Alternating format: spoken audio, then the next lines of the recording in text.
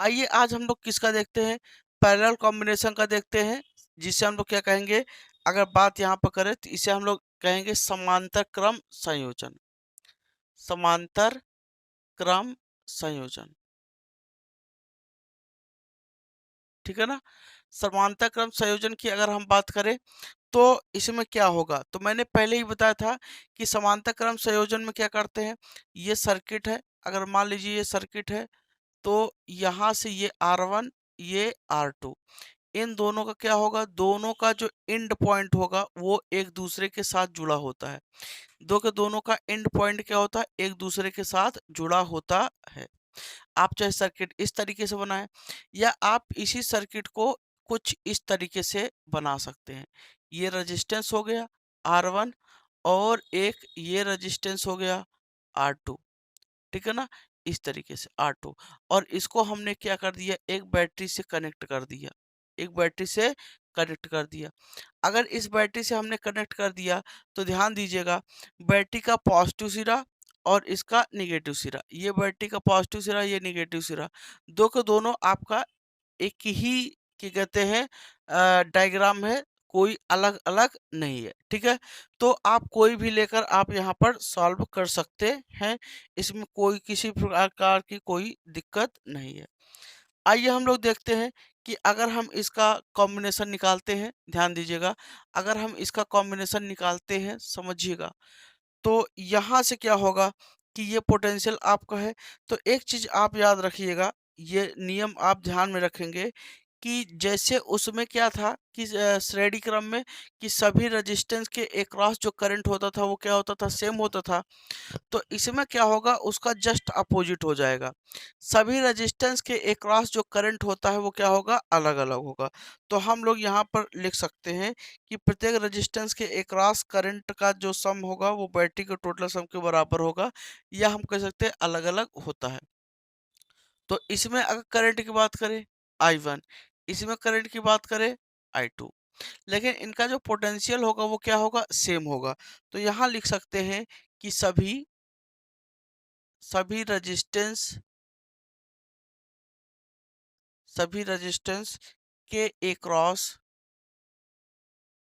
सभी रेजिस्टेंस के across potential difference, potential डिफ drop या डिफरेंस, ड्रॉप और डिफरेंस एक ही बात है, सेम होता है, सेम होता है। इसका मतलब क्या है कि दो के दोनों का जो क्या कहते हैं पोटेंशियल जो ड्रॉप होगा या पोटेंशियल होगा वो क्या होगा, दो के दोनों का क्या होगा दोस्तों, सेम होगा, ठीक है ना। अब यहाँ पर बात करते हैं कि जो करंट होगा तो क्या होगा, प्रत्येक रेजिस्टेंस में जो करंट होगा वो क्या होगा, अलग अलग होगा। प्रत्येक रेजिस्टेंस में प्रत्येक रेजिस्टेंस में करंट का मान में करंट का मान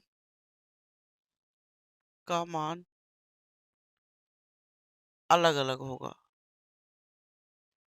अलग अलग होता है। या हम कह सकते हैं प्रत्येक रेजिस्टेंस के अक्रॉस जो करंट होता है वो डिफरेंट होता है, अलग अलग होता है, ठीक है ना। और यहाँ पर जो करंट होगा, ये प्रत्येक रेजिस्टेंस का के अक्रॉस जो करंट का सम होगा वो बैटरी से निकलने वाले करंट के इक्वल होगा, ठीक है। तो अगर ये बात है तो यहाँ से करंट बैटरी से कितना निकलेगा, आई निकलेगा। तो आई का जो मान होगा वो I1 प्लस क्या होगा, I2 के इक्वल होगा। तो हम यहाँ ले सकते हैं I1 प्लस I2 किसके इक्वल होगा, यहाँ पर बैटरी से निकलने वाले करंट के इक्वल होगा। अगर हम इसी का एक इक्विवेलेंट निकालें तो देखिए, अगर आप दोनों रेजिस्टेंस को जोड़ते हैं तो एक इक्विवेलेंट रेजिस्टेंस मिलेगा जिसे हम R इक्विवेलेंट कहेंगे, और ये बैटरी से जुड़ गया, ये आपका कितना पोटेंशियल डिफरेंस V।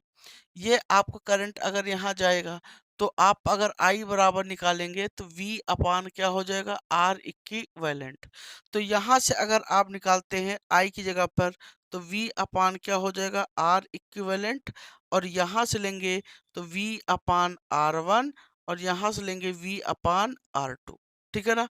तो अगर I1 यहाँ से निकाले V बराबर, तो विभव बराबर आपका होता है धारा गुणित सॉरी धारा बराबर अगर आप निकालेंगे तो विभव बटे क्या होगा, प्रतिरोध, तो विभव V और यहाँ का प्रतिरोध R1। तो I1 का मान क्या हो जाएगा, V अपान R1, और I2 का मान क्या हो जाएगा, V अपान R2। ठीक है ना। क्या अगर कॉमन ले लें तो सबका V कैंसिल हो जाएगा, सबका V कैंसिल हो जाएगा।